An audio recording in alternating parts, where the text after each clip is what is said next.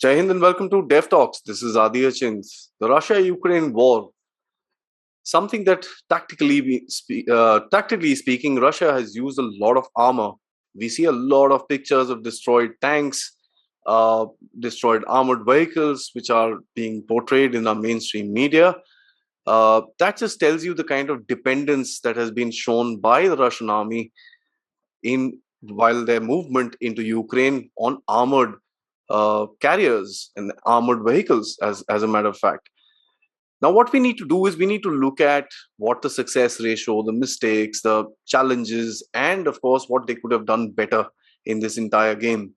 Military analysis, in a military analysis sort of a scenario, who's right, who's wrong, what's happening is a totally different question altogether. I have with me to discuss this Col Ajay Singh, someone who's rode a tank in his life. Today is a historian and an author.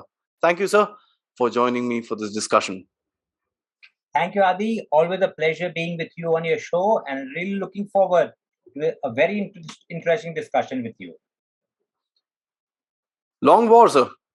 I guess that's the first opening remark that I would like to request you to talk about. Yeah, that's it. It's a long war which has surprised everybody. Everybody who talked about the new theories of modern warfare, those huge books on warfare in the 21st century, it began with one statement: wars of the future are going to be short, limited in scope and duration, and involve not extensive use of force. I'm guilty of making the same statement in some of my talks myself. But yeah, this war has surprised everyone with its scope. And also, armored forces, which most people then envisage will be used in such an extent, I think this has seen the largest employment of armor since the 1971 war, I would think. So I would say 73 war, the Arab-Israel wars. Beyond that, nothing. Yeah. I mean, a lot of people have actually been surprised by the way this entire thing has gone on. But one of the biggest mysteries of the war is that famous letter Z, which is painted across Russian vehicles. Yes. We also saw a couple of these markings on the roads and stuff like that, and there's always a curious question why. That's a very interesting thing. A lot of people wonder, what is the Z all about? Let me tell you the story of the background of these letters painted on tanks. Firstly, it's an identification symbol, nothing more.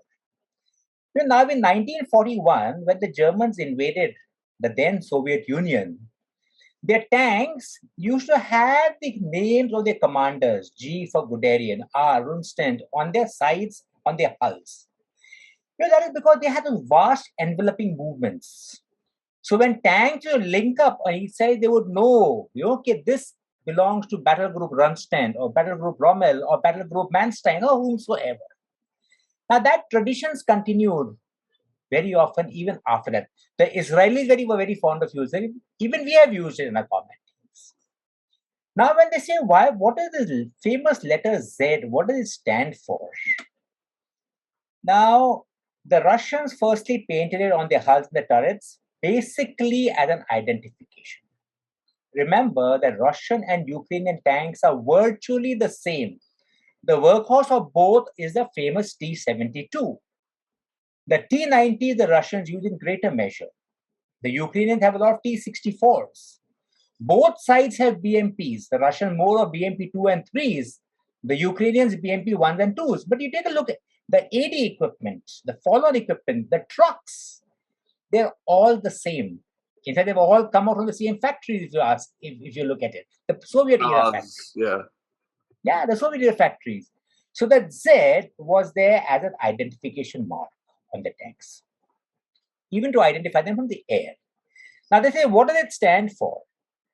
Some schools say it stands for Zapad, which means westward, or La Zapad, it means for victory. It also, some say also stands for Zelensky. Zelensky, we are coming for you.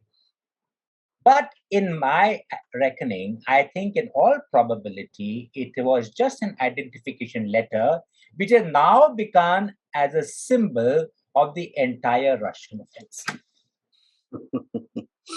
Talk about propaganda, sir.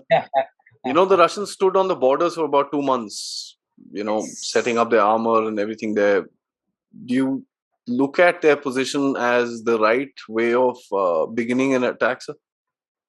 That's a very pertinent question, Adi. Yes, I'm happy you used the right terms. They stood on the border of Ukraine and in Belarus for 3 months, announcing repeatedly, we are going to attack, we are going to attack, we are going to attack. Negotiations were going on. Honestly, if you want to attack, you attack. You don't announce it and give away the entire element of surprise. That's what it did. Now, the Russians had, remember, the bulk of the force, the force of the 41st Combined Arms Army. And the spearhead of that army was the 1st Guards Tank Army. It was spearheaded by the 4th Guards Tank Division. So, what I'm trying to say, the bulk of it was armor. This was along the eastern border of Russia and Ukraine. In the north was about 30,000 troops and combat vehicles in Belarus. They were supposedly exercising, but in today's, for all of us as tankmen, we know that concealing a large tank concentration is a virtual impossibility. I mean, you can't obliterate the tracks, you can't hide the movement of tanks on its trains, you can't hide the movement of tracks on the tank transporters. And in this case, the concentration was picked up by satellites, and more than that, by what you call simple human intelligence.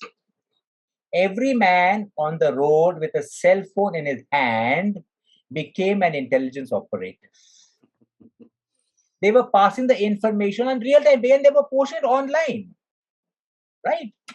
Now, sites had come up which began identifying movements where they had gone. The Russians, when their detection was done, they did what all armies traditionally do. They started moving the troops backward. They started sidestepping it, moving from one sector to the other, just to confuse the enemy. These cell phone operators, these social media operators who are photographing it, they began collating a picture of individual tank BA numbers and formation signs moving from place A to place B. So the identification of the armor was done. And when you identify the concentration of armor, what do you get as a defender? You get their thrust lines.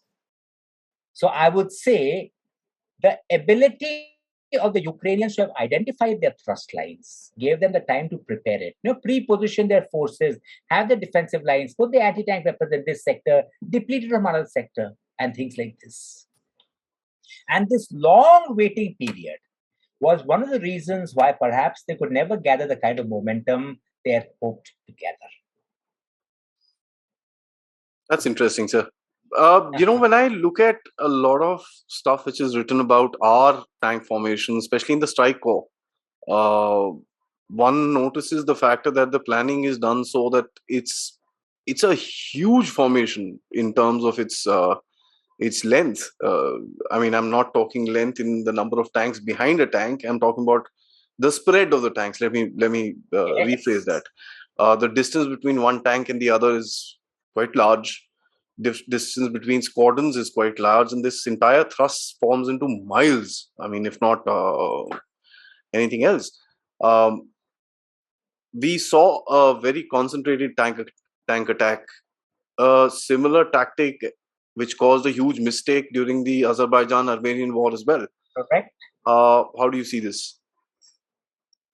What you're saying is, how do you see the fact that they were detected, or what? How do you see the factor that they've not, the tank formations are normally... Okay, why are they so grouped together? Yes, you're right. That's one thing, Adi, which I have noticed myself. You have got drone images, you've got images of Russian armor and Ukrainian armor. They're all strung along on a road, if you take a look at it. Now, tanks are optimally used on a broad front. And the Russian concepts talk about a broad front. They talk about advancing on a broad front so that one of the fronts break through. You divide the enemy, all the advantage of using armor that lies there. So why were they always road bound? Now, one of the reasons for that, I think, is the famous Marshall murder and the timing of this attack. Yeah. 24th February, they went in at the time when the spring thaw had just begun. It was just beginning. You see the photograph, there's snow on the ground, but spring is setting in. Now the fields across country has turned into slush. And that slush, remember when the tanks are moving, they're heavily loaded, they're fully loaded with ammunition and fuel, they are heavy. So the images of tanks being bogged down in martial mud is a very telling reason. I think that flawed timing of an attack, which was not suitable for armored maneuvers, is again a big mistake. And I can't resist sharing one story with you. Do you remember the 71 war? I think the greatest war of maneuver, India-Pakistan. In April, Mrs. Gandhi had told General Manik Shah, General Saab, I want you to go into Pakistan now. And he said, it means war. She said, even if it means war, go in now. And he said, Madam, at this time, it is April. I need a month to get back together. By the time we get started, it is going to be June. The rains will come in Bangladesh. It will become a swamp. I will not be able to advance. He switched the timing to November, also to keep the Chinese at bay. But by doing so, the use of timing and weather to utilize your armored formation, your movement, was a big mistake the Russians had made. Yeah, I mean, it kind of felt like a pencil strike. It was just one long sort of this thing.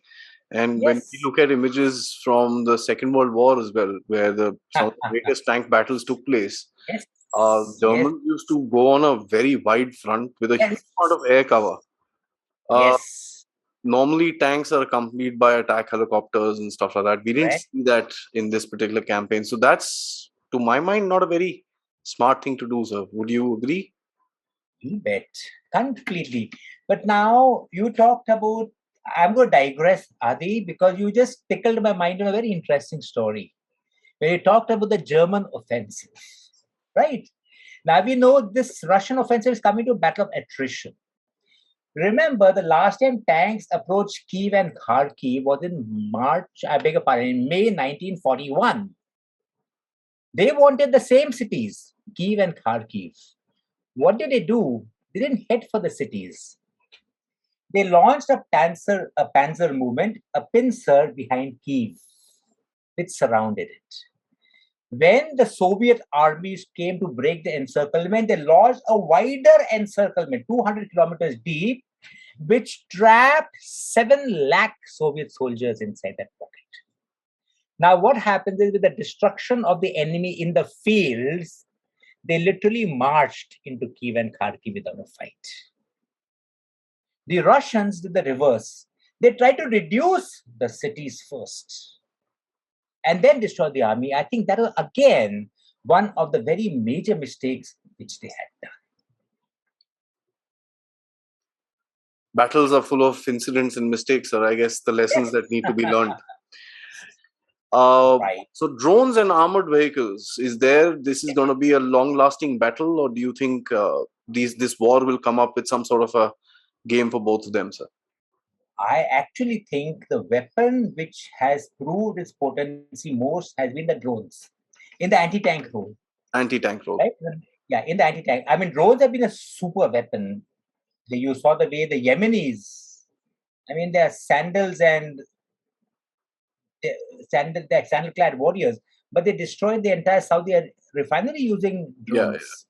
The gray zone. Now, yes, in Azerbaijan, the Azeris, they destroyed column after column of Armenian tanks using the Russian Bayraktar drones.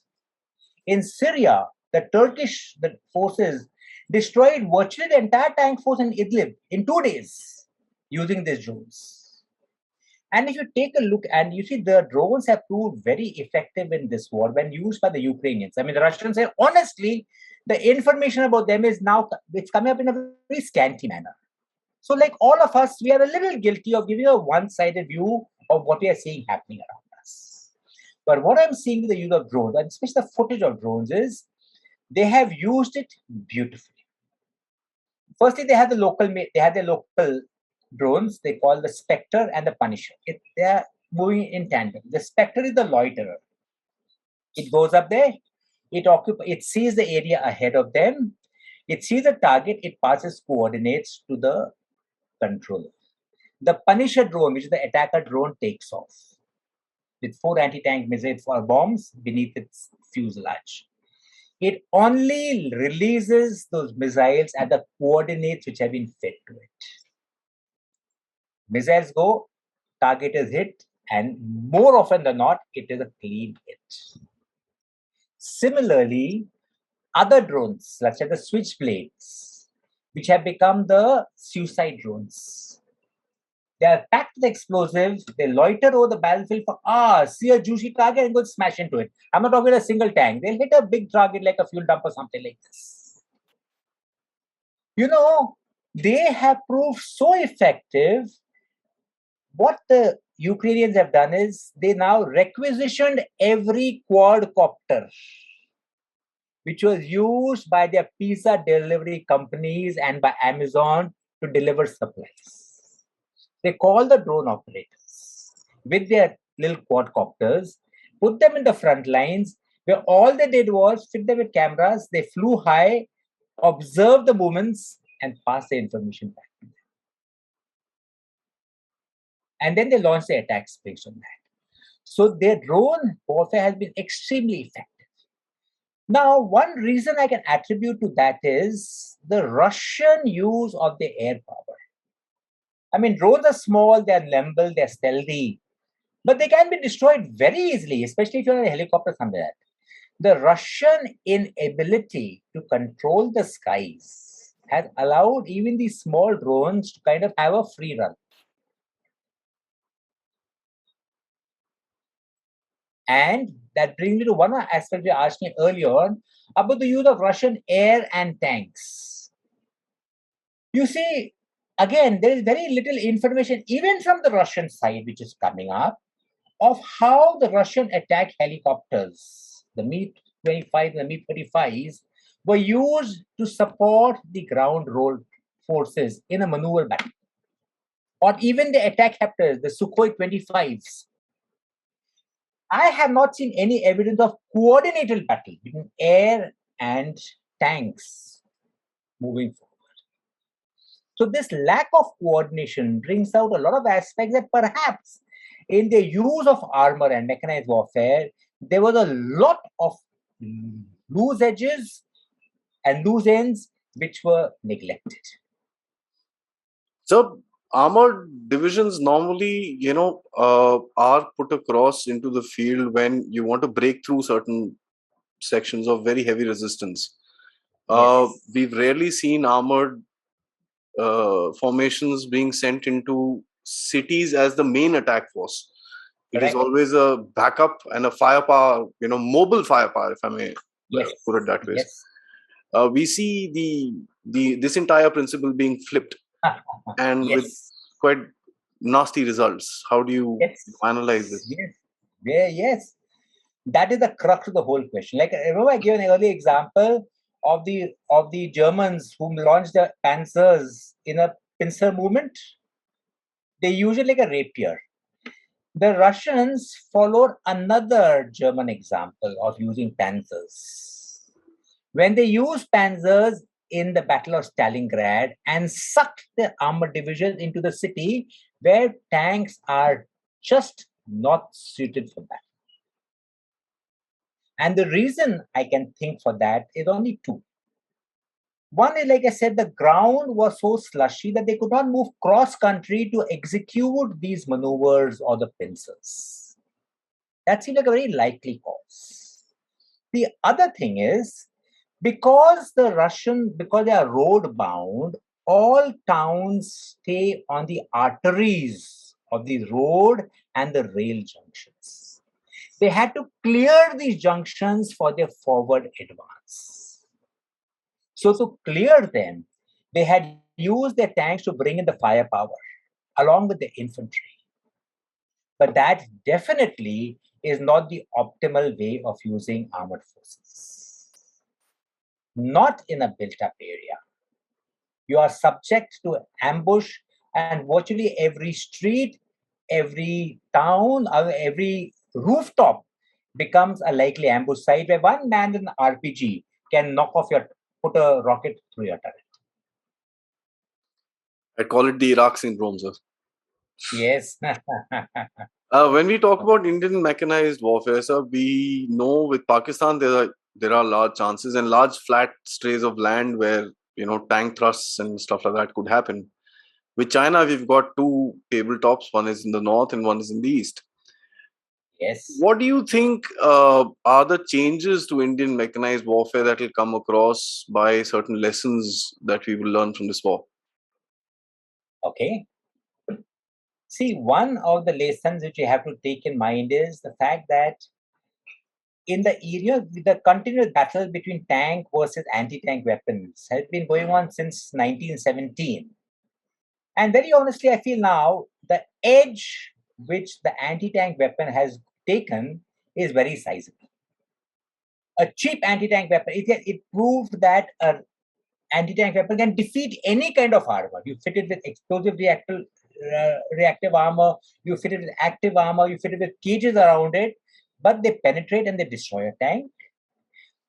It's cheap. You can have a vast array of them in the battlefield.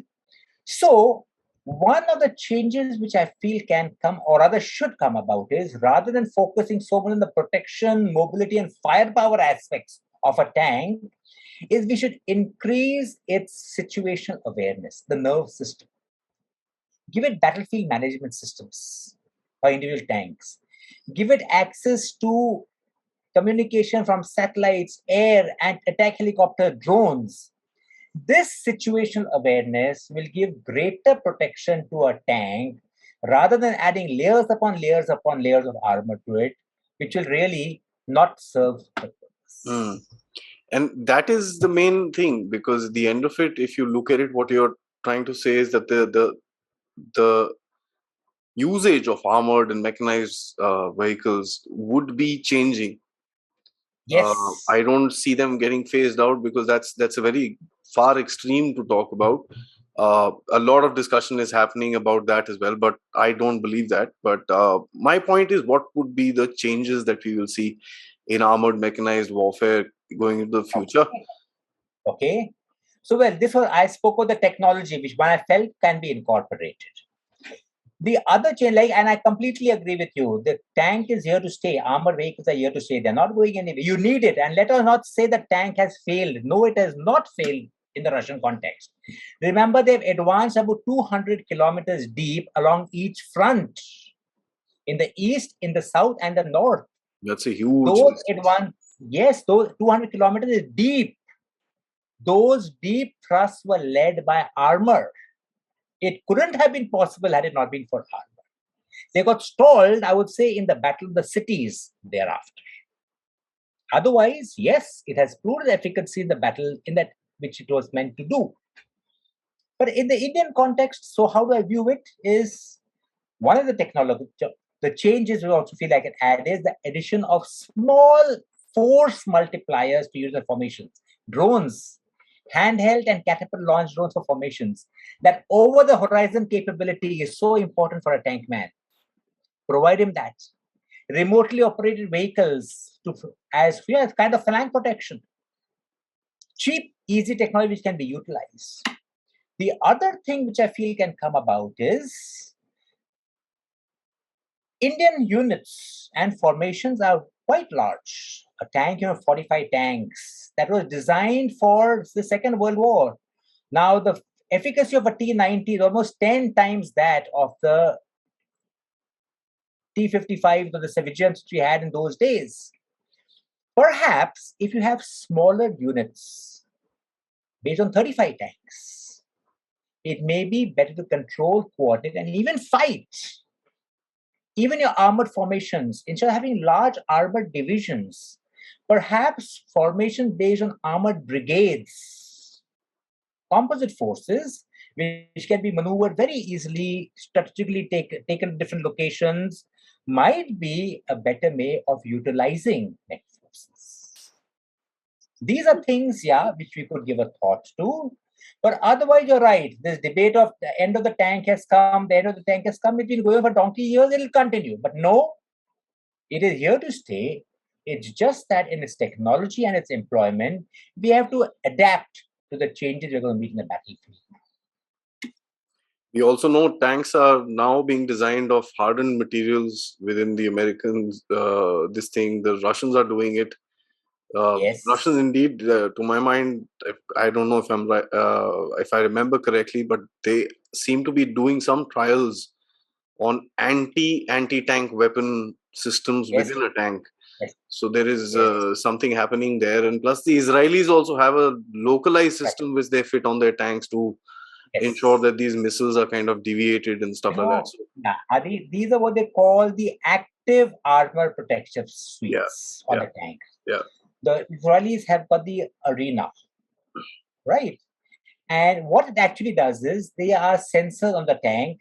They sense an incoming missile, and the minute it senses it coming over, it launches pellets from inside the tank itself, on canisters placed on the around the turret, which destroys the missile in flight.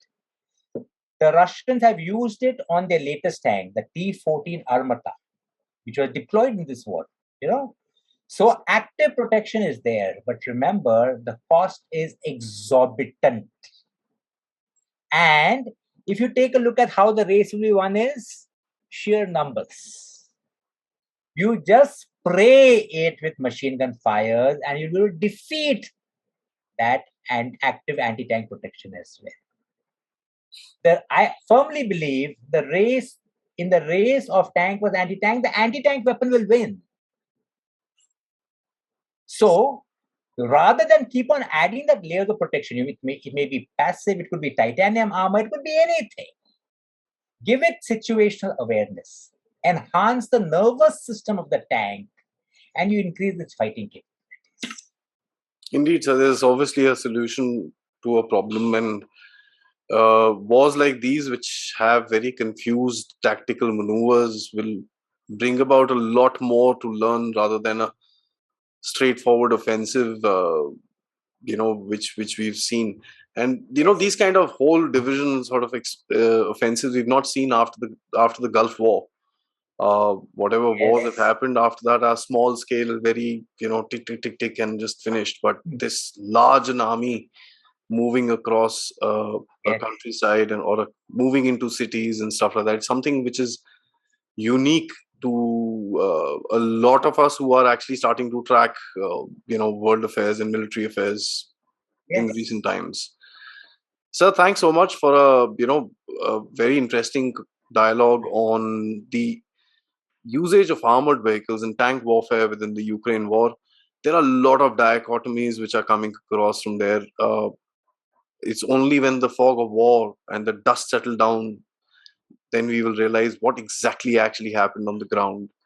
Uh, we just obviously hope that if each country, especially India, is learning its lessons with regards to armament and armored warfare and mechanized warfare, dependence, over dependence, lesser dependence, whatever it may be. Thank you so much, sir. Thank you, Aadi. Next time for another subject. Jai Hind. It's a pleasure being with you on the show as it always is. Thank you very much. Thank you, sir. Jai Hind.